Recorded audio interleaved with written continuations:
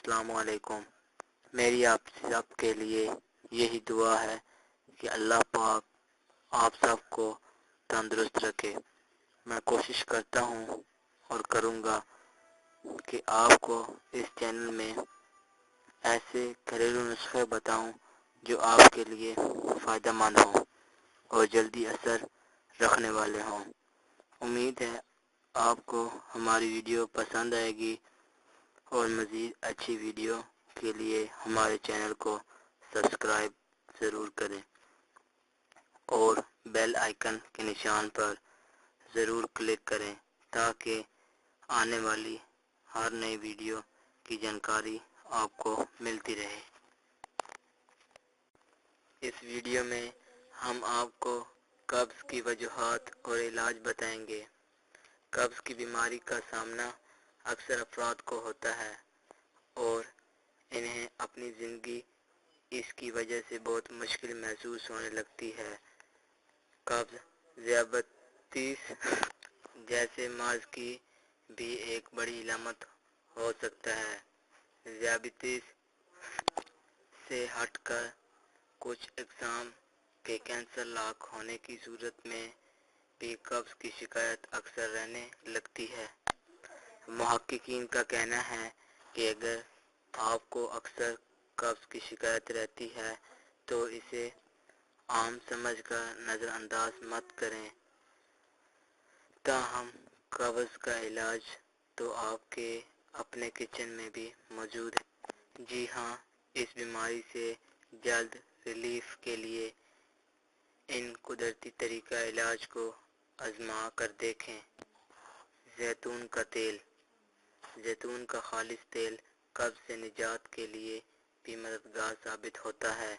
इसका इस्तेमाल निज़ाम हज़म को हरकत में लाता है, जिसके नतीजे में आंतों की सफाई होती है और इसका इस्तेमाल मामूल बना लेने से कब्ज़ का आर्ज़ा शिकार नहीं बनाता।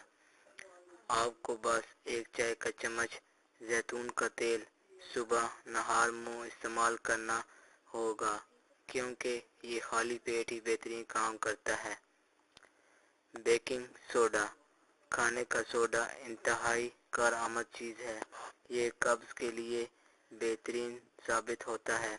इसको इस्तेमाल करने के लिए एक चाय का चम्मच बेकिंग सोडा और चौथाई कप गर्म पानी की ज़रूरत होगी। सोडे को पानी में मिक्स कर लें और इस मिक्सचर को पी लें।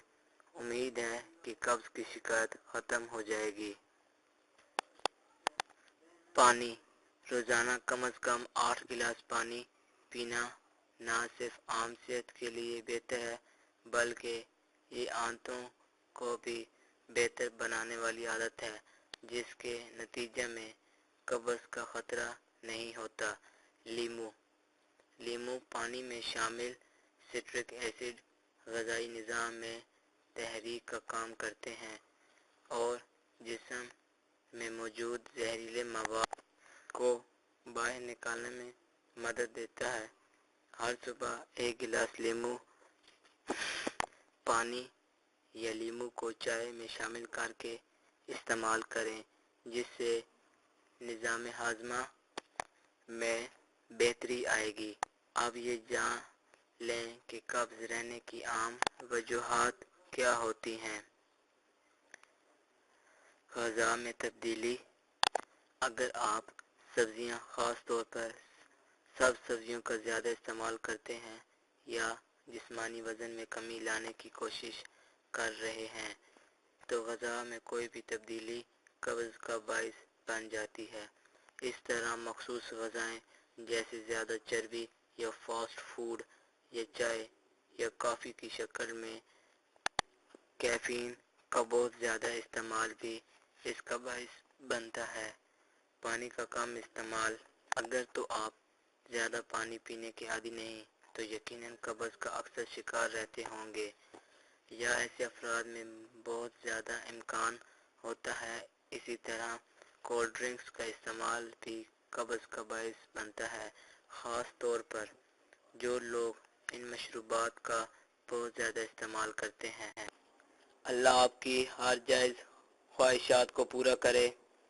اگر آپ کو ہماری ویڈیو پسند آئی ہے تو ویڈیو کو لائک ضرور کریں، سبسکرائب کے بٹن پر ضرور کلک کریں، کمنٹس اور شیئر کر کے ہماری حوصلہ افزائی کریں۔ شکریہ۔